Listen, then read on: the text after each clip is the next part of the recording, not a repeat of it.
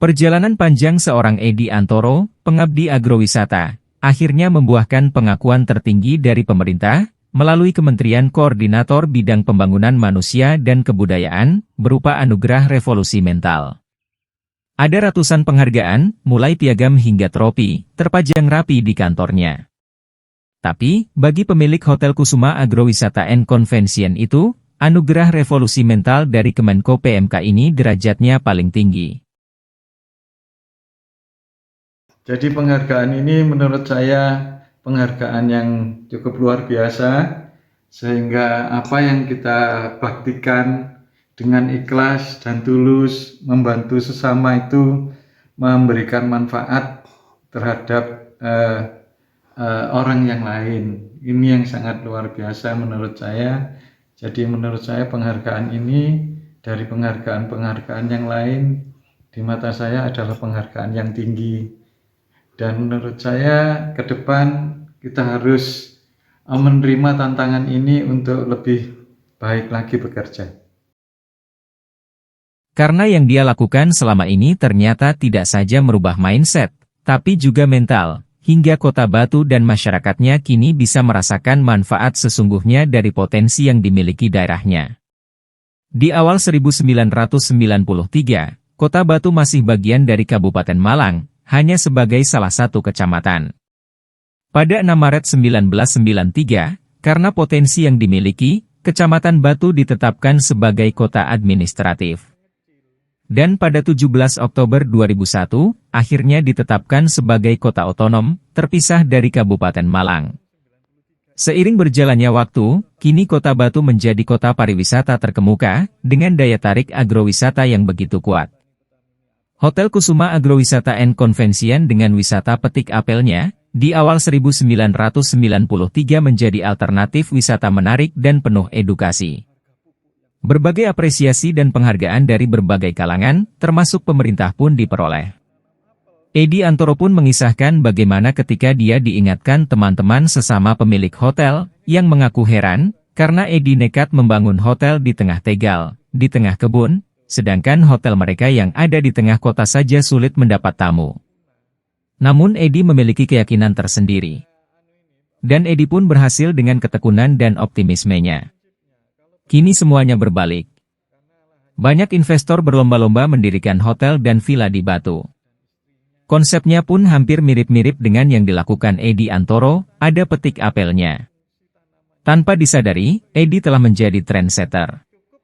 Kini, ratusan wisata petik apel mewarnai sudut-sudut lahan di Kota Batu. Selain bangga, Edi mengaku sangat bersyukur. Karena masyarakat Batu, khususnya petani apel, kini merasakan manfaat lebih yang bisa meningkatkan taraf perekonomiannya. Maka, tidak berlebihan bila komunitas agrowisata mengusulkan Edi Antoro untuk mendapat anugerah revolusi mental dari Kementerian Koordinator Bidang Pembangunan Manusia dan Kebudayaan. Komunitas agrowisata Batu terdiri dari berbagai profesi, mulai kalangan akademisi, jurnalis, aktivis pemuda dan sosial kemasyarakatan, dan elemen lainnya. Mereka berpendapat, keberhasilan agrowisata di Kota Batu tidak bisa dipisahkan dari pelopornya, yakni Edi Antoro. Bagi masyarakat sekitar, Edi menjadi teladan dan panutan dalam bertani. Edi Antoro juga dinilai memiliki track record panjang serta konsisten dalam kepeloporan di bidang agrowisata. Bahkan dia juga mempelopori pertanian organik, pembangunan berwawasan lingkungan, serta memiliki kepedulian sosial yang kuat. Sekitar akhir dekade 1980, Edi Antoro mencoba membudidayakan apel di atas lahan 1,8 hektar di daerah selatan Kota Batu, tepatnya di lereng Gunung Panderman. Siapapun menganggap ide itu gila. Karena Panderman merupakan pegunungan kering. Curah hujan sedikit, dan air sulit. Belum pernah ada yang membudidayakan apel di kawasan itu. Dalam buku berjudul Republik Agro, Perjalanan Hidup Edi Antoro, yang ditulis wartawan senior Anwar Hudiono, pada 2014 disebutkan, setelah mengalami kegagalan panen selama 3 kali, akhirnya tanaman apel Edi Antoro benar-benar berproduksi pada 1993. Sukses itu memberi inspirasi masyarakat sekitar untuk ikut menanam apel. Terjadi ekstensifikasi budidaya apel di Batu secara masif. Jika semula terkonsentrasi di wilayah utara, kini berkembang juga di selatan. Perubahan budidaya itu tentu memberi nilai tambah ekonomi tinggi kepada petani. Tapi kemudian muncul masalah. Saat panen, harga justru jatuh. Edi pun putar otak, dilakukanlah perubahan sistem perdagangan.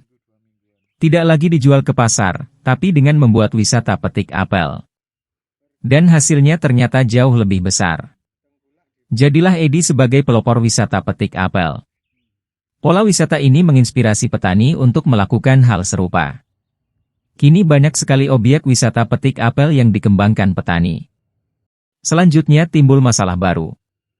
Semakin banyak rakyat tani budidaya apel, semakin melimpah produksinya. Akibatnya terjadi overproduksi. Sebagai tanggung jawab dan kepedulian sosial, Edi mengajak masyarakat memanfaatkan apel-apel yang sudah disortir agar tidak dibuang, tapi dibuat berbagai makanan dan minuman, seperti dodol apel, cuka apel, dan keripik apel. Ia sendiri mengembangkan minuman sari apel dengan merek Siplah, dan dodol apel. Arus wisatawan ternyata meningkat.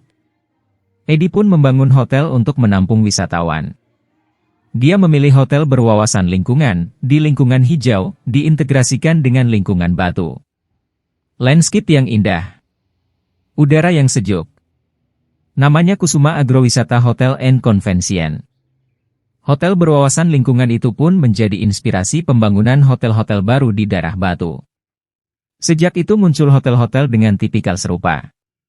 Selanjutnya, agar wisatawan tidak jenuh dengan wisata petik apel, Edi melakukan diversifikasi dengan wisata petik stroberi, disusul wisata petik jambu dan jeruk. Lagi-lagi langkahnya menginspirasi petani untuk mengembangkan wisata serupa. Sekarang banyak ditemui objek wisata petik buah di Batu. Edi juga mempelopori budidaya hortikultura di dalam greenhouse.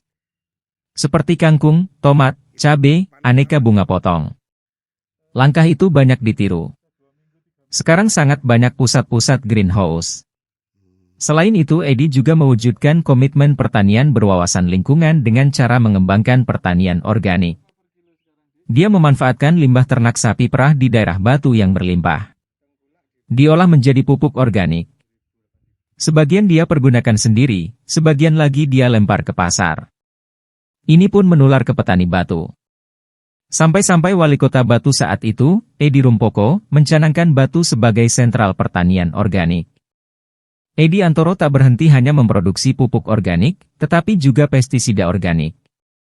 Hingga kini Edi Antoro konsisten dengan kiprahnya, disertai inovasi-inovasi seperti digitalisasi, agar tetap eksis dan terus berkembang. Karena itu, anugerah revolusi mental dari kementerian yang dipimpin Profesor Muhadjir Effendi itu adalah hal wajar, yang memang patut dia terima. Ahmad Rizal, Notulanews.com